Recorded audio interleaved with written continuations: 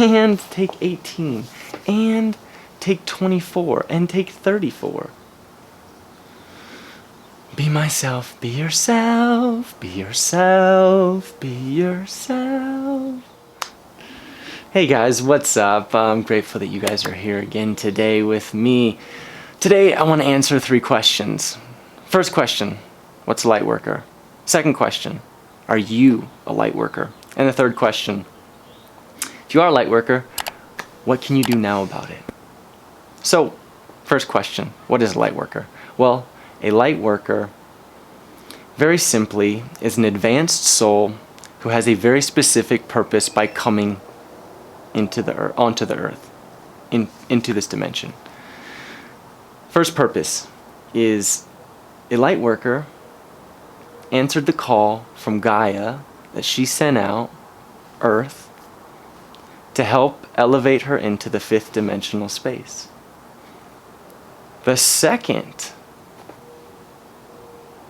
specific reason for light workers being here is to also advance the human collective consciousness into the 5D, into the 5D. So similarly, a light worker's come forward as an advanced soul who simultaneously is helping Gaia ascend upward and lifting humanity up with her. So this is referenced in Barbara Messiniak's book, Bringers of the Dawn, Dolores Cannon's book, The 3 Waves of Volunteers, and she talks about the volunteers in her hypnosis work, as well as in the Hopi Indian tribe. They call them the Rainbow Warriors. So when the Rainbow Warriors came forward onto the Earth was going to shift into its new dimensional space, and so light workers are the warriors. You can call them light workers, you can call them rainbow warriors, you can call them whatever you want. But the light workers are here to bring forward more light onto the planet, more information, more knowledge, more wisdom. And in sharing that wisdom, reminding all other inhabitants of Earth of the same within themselves. Ultimately, we're all one soul. So just reminding each other, like Ram Dass says, we're all just walking each other home. So, second question, are you a light worker? Chances are, because you're watching this, you most definitely are a light worker. However, if you're still concerned and you're still wondering, like, and you're kind of getting into your intellect, into your mind, am I a light worker? I don't know. I don't want to be too in my ego, yada yada yada. There's a few questions you can answer for yourself that will define you most likely as a light worker. First question is, do you feel a deep sense of wanting to help humanity, of being of service? Light workers typically do. Second question, do you feel highly empathic, or that you have extrasensory gifts? Do you feel that you have the ability to just know what other people are thinking? Do you have premonitions and dreams? Do you find an interest in those types of things? Third, and my most favorite, is do you have trouble listening to authority? I personally feel so much difficulty when I feel that other people are just telling me what to do, that have a title, and you have that renegade spirit, if you will. You have that defiant personality in a positive way. 4, do you feel separate from the collective, like you just don't fit in the majority? That's often a common occurrence in light workers. They just don't feel at home in the Earth collective. They don't find the same joys in what the majority do. And the last one is, do you feel not at home on Earth? Like just somewhere in your being that maybe this isn't your home planet, or your soul's vibrational home counterpoint, if you will. I personally love Earth. I personally love Gaia, and I love being here.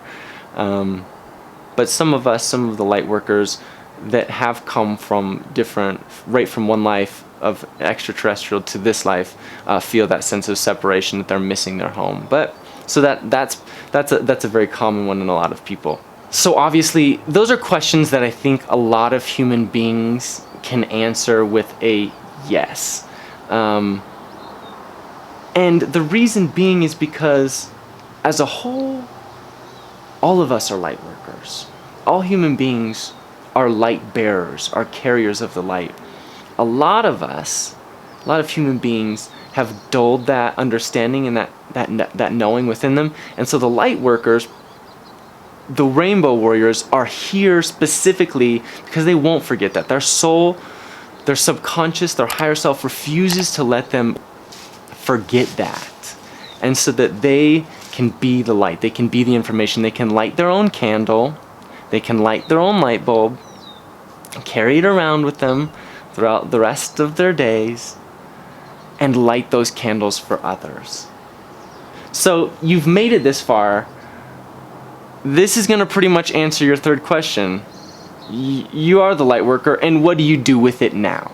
The most important thing you can do as a light worker, without question, hands down, is to connect as frequently as possible with Source, aka God, aka Spirit.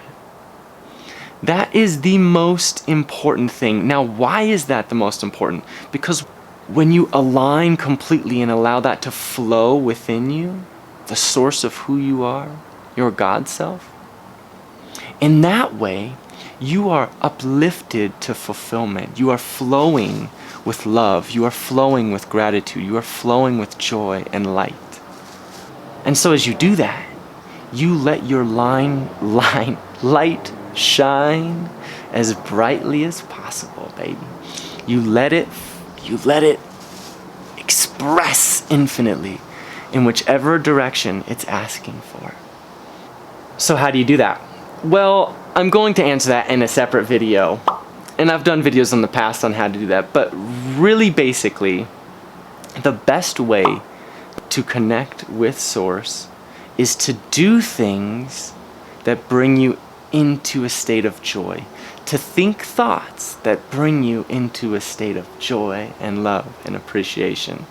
So doing those things could look like, I'll give you mine: meditation, dancing, singing, playing guitar, playing basketball, listening to music, going in nature, petting my beautiful dog Caesar, hanging out with my family, hanging out with my wife. There's so many. Going swimming, but so for you, that reading books that bring out that feeling of joy and appreciation with me. So those are my personal ones. And those may resonate with you also. Other things could be drawing. Other things could be surfing. Other things, activities, things to be doing that lets you get out of your mind, let go of all the behaviors that you've learned, all the thoughts that you've been thinking that have been keeping you from aligning with your Source, and letting Source to flow endlessly through you. Additionally, you can consciously direct your thoughts towards thoughts that feel better. So things like Abraham talks about, tuning in, tap in, tune in, turn on with your thoughts, all those different types of things. A great book to reference for that would be Ask and It Is Given from Esther and Jerry Hicks, and they have like 30 different processes to bring you into alignment with your Source. But ultimately, doing things and thinking thoughts that make you feel joy, that make you feel gratitude, that make you feel love. Now second, and this is oftentimes the most difficult and the hardest, is once you've aligned with Source, with God, with Spirit, you have to go forth and speak and live as authentically to that as possible.